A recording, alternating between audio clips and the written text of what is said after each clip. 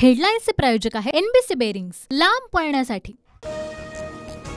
निराशेतून किंवा भावनेच्या भरात सरकारमधून मोकळं करा असं बोललो नव्हतो। माझ्या मनात स्ट्रॅटेजी होती, ती अमित शहांना सांगितली उपमुख्यमंत्री देवेंद्र फडणवीसांचं वक्तव्य। ठाकरेंनी केवळ एका विशिष्ट समाजाच्या आधारावर आघाडी घेतली। लोकांनी ठाकरेंना कोकण आणि ठाण्यामधून हद्दपार केलं। देवेंद्र फडणवीसांचा ठाकरेंवर निशाणा। महायुतीमध्ये काही ठिकाणी समन्वयाचा अभाव दिसला। मित्रपक्षांना नेत्यांना समन्वय ठेवण्यास सांगणार आहे उपमुख्यमंत्री देवेंद्र फडणवीसांचं भाष्य।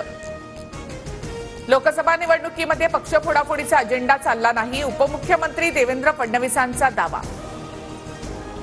ठाकरे गटाचे 2 खासदार शिंदेंसोबत संपर्कात, 6 खासदारांना जमवून विकास कामांसाठी मोदींना पाठिंबा देणार। नरेश मस्केंच्या दाव्याने खळबळ। नरेश मस्के अपघाताने खासदार, अंगातला थिल्लरपणा कायम।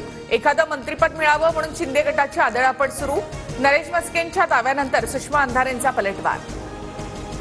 मोदी सरकारच्या मंत्रिमंडळामध्ये 18 खासदार मंत्रिपदाची शपथ घेणार। भाजपकडून रक्षा खडसे, नारायण राणे, नितीन गडकरी, पियुष गोयल यांची नावं चर्चेत, सूत्रांची माहिती। अजित पवार गटाकडून केंद्रीय मंत्रिपदासाठी प्रफुल्ल पटेलांच्या नावावर शिक्कामोर्तब। प्रफुल्ल पटेल उद्या मोदींसोबत शपथ घेणार।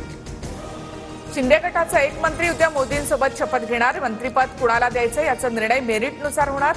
मुख्यमंत्री शिंदेंची माहिती, तर श्रीकांत शिंदेंना मंत्रिपद देण्यासाठी शिंदे गटाचे खासदार आग्रही। शिवसेनेमध्ये मंत्रिपद कुणाला मिळणार याचा अंतिम निर्णय मुख्यमंत्रीच घेतील, खासदार श्रीकांत शिंदे यांची प्रतिक्रिया। उद्या संध्याकाळी 7:15 वाजता नरेंद्र मोदींचा शपथविधी। भाजप नेत्यांच्या शक्ती प्रदर्शनात मोदी तिसऱ्यांदा पंतप्रधान पदाची शपथ घेणार। शपथविधी सोहळ्याच्या पार्श्वभूमीवर राजधानी दिल्लीमध्ये कलम 144 लागू। बांगलादेशच्या पंतप्रधान शेख हसीना भारतामध्ये दाखल। शेख हसीना मोदींच्या शपथविधी सोहळ्यामध्ये सहभागी होणार। विविध देशांचे प्रमुख शपथविधी सोहळ्यासाठी उपस्थित राहणार।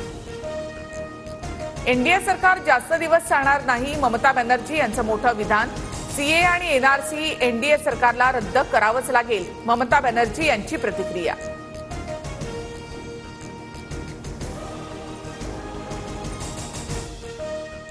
हेडलाईन्सचे प्रायोजक आहे एनबीसी बेरिंग्स, लांब पळण्यासाठी।